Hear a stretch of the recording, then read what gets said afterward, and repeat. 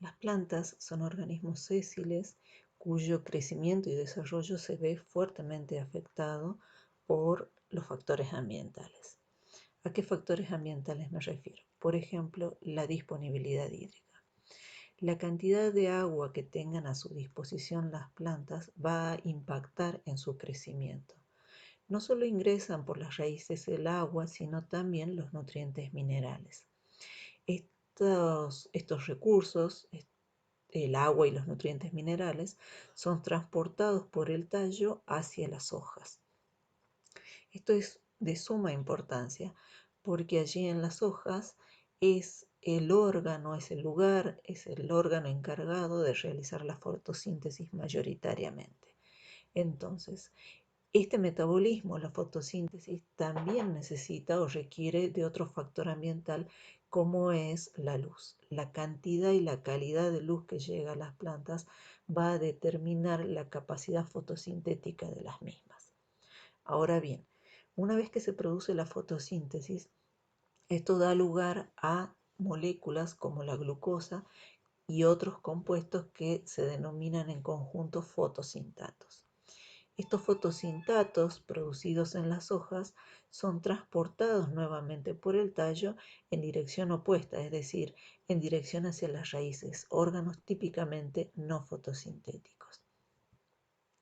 Esto es un ejemplo solamente de cómo los factores ambientales van a incidir en el crecimiento y desarrollo de las plantas.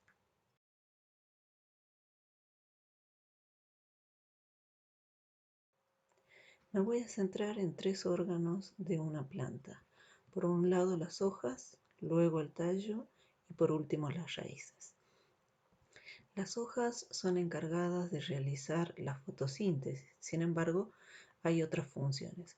Por ejemplo, son las encargadas del intercambio gaseoso, ya que en estas hojas hay estructuras conocidas como estomas que permiten el ingreso de dióxido de carbono y un proceso muy importante en las plantas, que es el de la transpiración, permite la eliminación de agua en forma de vapor. Por otro lado, tenemos el tallo, que es el encargado de dar soporte a las hojas y, como ya dijimos, el transporte de fotoasimilados desde hojas a raíces y de agua y nutrientes minerales desde las raíces hacia las hojas. Hay que recordar que los nutrientes minerales y el agua se transportan mediante lo que es el tejido cilemático, mientras que los fotosintatos producidos en las hojas se transportan vía floema. Ahora bien, las raíces están encargadas de la absorción de agua y nutrientes minerales, pero también son las encargadas de anclar la planta al sustrato en el cual crecen. Esta toma de agua es un proceso pasivo, es decir, sin gasto de energía para la planta. Sin embargo, la toma de nutrientes va a requerir de mucha energía metabólica, es decir, de mucho ATP. Por lo tanto, el suelo debe estar bien aireado para permitir que las raíces, las células de las raíces, lleven a cabo intensas respiraciones aeróbicas.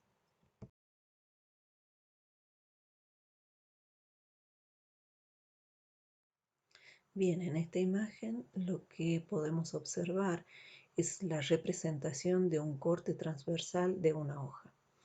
Acá podemos observar distintos tejidos, una epidermis superior, una epidermis inferior, lo que se conoce como mesófilo, constituido por células parenquimáticas, y una vascular, que está formado por los tejidos xilema y floema. Cada tejido tiene una función particular. La epidermis tiene la función de protección y el intercambio gaseoso. El mesófilo prácticamente es el encargado de la fotosíntesis y los haces vasculares de la conducción.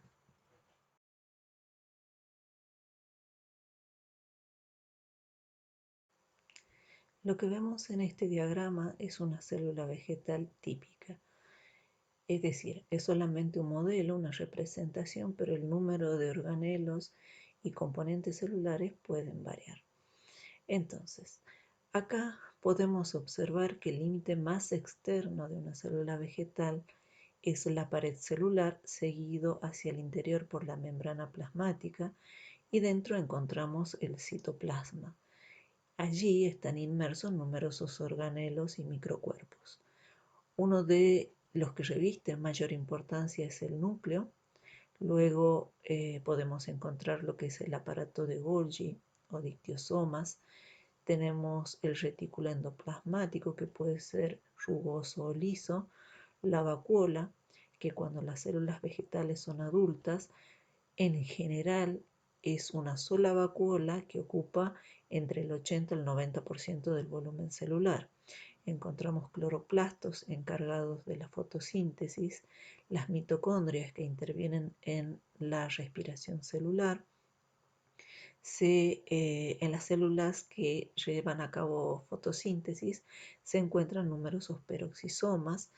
También hay que recordar que el citoplasma es un medio acuoso, pero tiene cierta estructura por la presencia del citoesqueleto.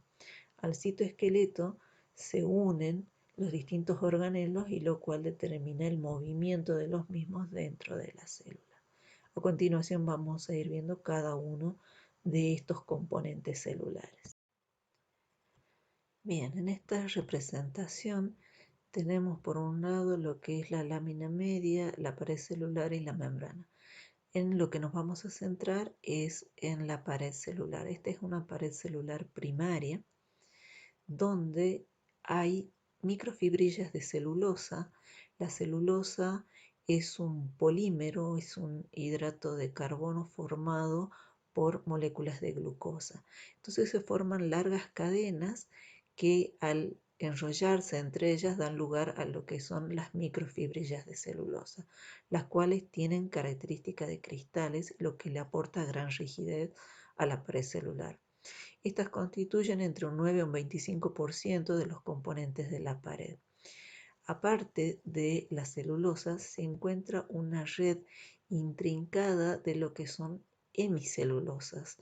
Las hemicelulosas son moléculas, son hidratos de carbono, son polímeros de azúcares, entre los cuales puede estar la glucosa, pero generalmente hay otros azúcares como la manosa, por ejemplo. Entonces, estos compuestos hidrocarbonados complejos forman una trama intrincada que se une a las fibrillas de celulosa mediante puentes hidrógenos. Aparte, también hay una gran cantidad de agua. Las hemicelulosas constituyen entre un 25 a un 50% de los componentes de pared. Esta matriz de hemicelulosas contiene una gran cantidad de agua, y aparte de agua hay una presencia de proteínas. Estas proteínas, por ejemplo, la extensina, va a tener un papel fundamental en lo que es el alargamiento celular. ¿Qué células tienen paredes primarias? Generalmente lo que es epidermis, mesófilos, pueden tener células primarias. Hay otros tipos de paredes, como son las paredes secundarias típicas del xilema, donde las células no tienen contenido más que pared celular, donde se ha perdido todo el citoplasma, el núcleo y demás organelos. Esa pared celular secundaria tiene un elevado contenido de lo que es celulosa y también lignina, compuestos que le van a dar aún una mayor rigidez a dicha pared. En la membrana celular podemos encontrar distintos tipos de moléculas. Es en el modelo actual donde se propone una doble capa de fosfolípidos en la cual están insertas proteínas. Estos fosfolípidos son básicamente una molécula de glicerol que tiene dos ácidos grasos, y el tercer carbono del glicerol está unido a un grupo fosfato. Entonces, esto determina que hayan regiones hidrofílicas y regiones hidrofóbicas.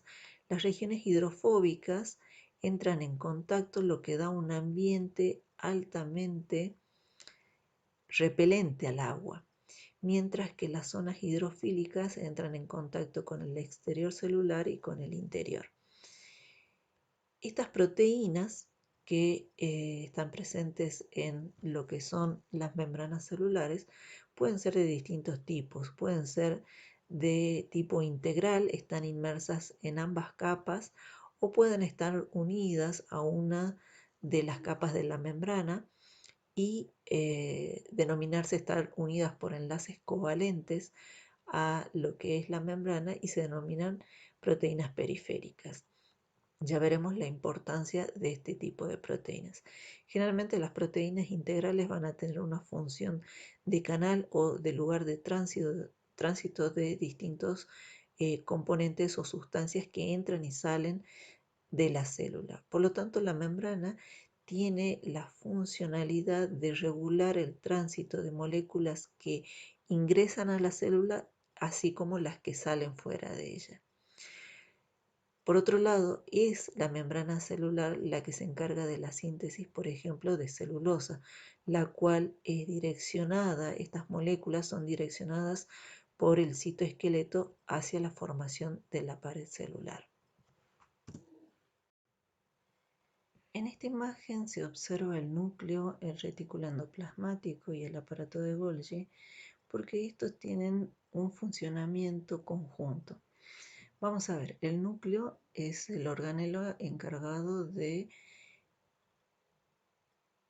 contener a la información genética, de su síntesis, su replicación, de regular el metabolismo celular, es decir, determina la acumulación de sustancias de reserva, por ejemplo, o el momento de la división celular.